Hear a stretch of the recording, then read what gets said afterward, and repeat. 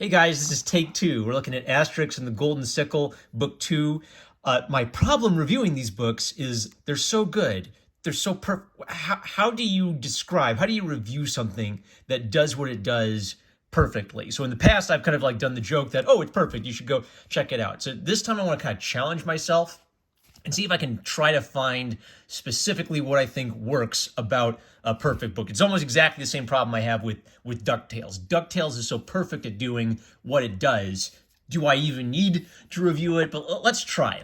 So what I said in the first book is Asterix world is a very pure, simple world. It's full of sort of charming people. I'll show you a page here that kind of illustrates, even like the background. So not only are Asterix and Obelix two charming characters, the entire world is charming and has this personality. So if you look in the background, you'll always see, guys going fishing or kids playing or a nice matronly stolid woman telling off her son who looks ashamed of himself, and kids struggling in school, and guys romancing sweet girls. The world itself is full of this sort of sweet Hobbiton energy, life and sweetness. And their sweetness is contrasted with the Romans, who are very authoritarian and imperialistic. But even the Romans, not all the Romans are bad dudes. It's more like they're clowns than that they're evil. So not only is the world charming, Asterix and Obelix are charming. They don't have big, deep,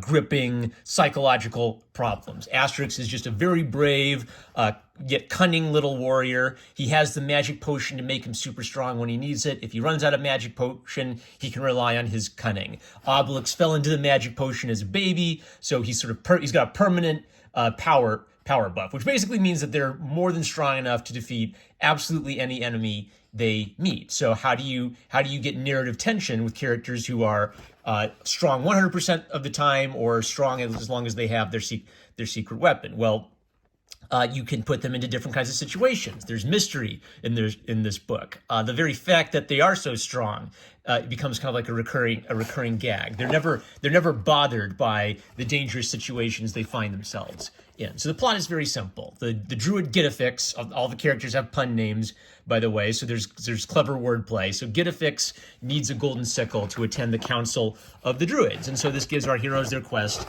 and off they go.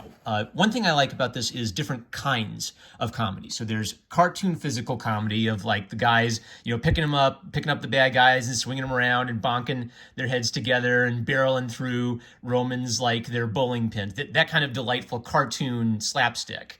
But then there's also irony. And I think it's been said of Americans don't understand irony. Americans think sarcasm is irony and irony is sarcasm. Irony is a lot more, I guess sarcasm could be a kind of irony, but irony is much broader than that. So a lot of the irony comes from these characters describing an ancient world as though they were modern people, a little bit like the Flintstones. So they'll see Roman buildings and complain about how the Romans are ruining this landscape with their modern architecture, or they'll complain about pollution in Lutetia, which is ancient Paris, but it's like a village of 100 people, right? They speak like modern people sometimes, but it only serves to underscore how different their world is from ours. There's a lot of irony in how they'll be attacked by a horde of bandits, and just how cavalier and relaxed they are about the whole situation. I think there's a great panel somewhere where a guy's fishing urns out of the river, so it's sort of like a modern guy fishing empty beer cans out of the pond, but instead of empty beer cans, it's Roman pottery, right?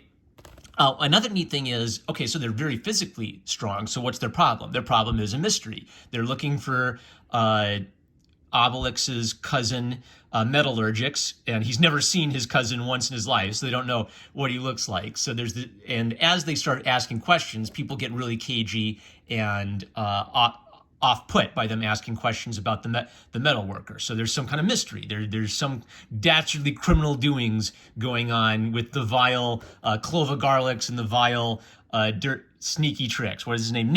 Knavish Tricks. One more fun thing about this is that the Romans were the bad guys in the first book. The second book kind of establishes that the world's more complicated than just Romans bad, Gauls good. There's some bad guy Gauls in this book, and the Romans are just sort of like cops, blue-collar cops who've just been having to put up with too much today. And one of the ironies is that Obelix and Asterix are actually quite polite, and they want to comply and be friendly to, when in Roman controlled country, do as the Romans do, right? So they actually will just sort of politely go along with the Romans and get arrested. Of course, they're just going to like bust out of jail later and walk out casually because they're super strong, but they don't want to be impolite to the Romans.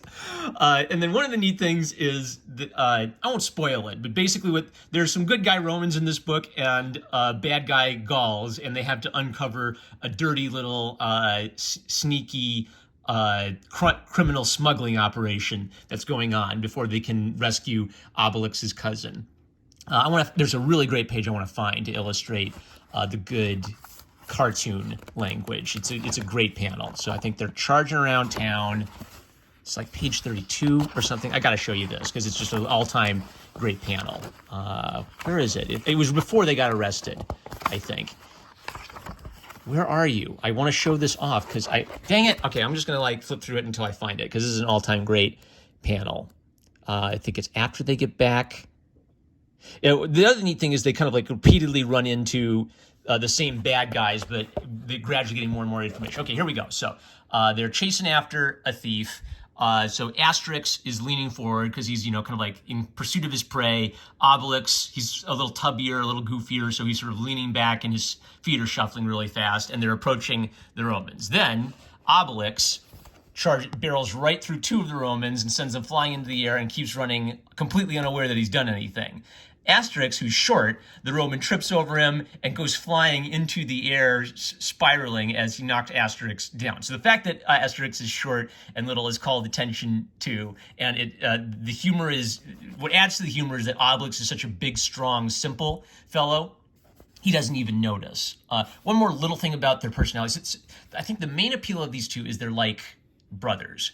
They love each other like brothers. They have friendly little conversations as they're in the midst of all of this chaos. They even bicker a little bit like brothers. So I think there's one scene where Asterix makes a bet. I bet we'll meet dangerous wolves before we meet dangerous bandits. And Obelix takes the bet, and when he loses, he kind of acts like a little kid who's a sore loser. He doesn't like it when he loses the bet. So he's this big, strong, friendly guy, but underneath that, he has this sort of sweetness and innocence of a child, but he also maybe has some of the churlishness of a child. So you have to see it to get it. It's purely innocent, purely sweet, simple people of another era finding themselves in these dangerous and unusual situations and persevering until they get to the bottom of the mystery. So all-time great.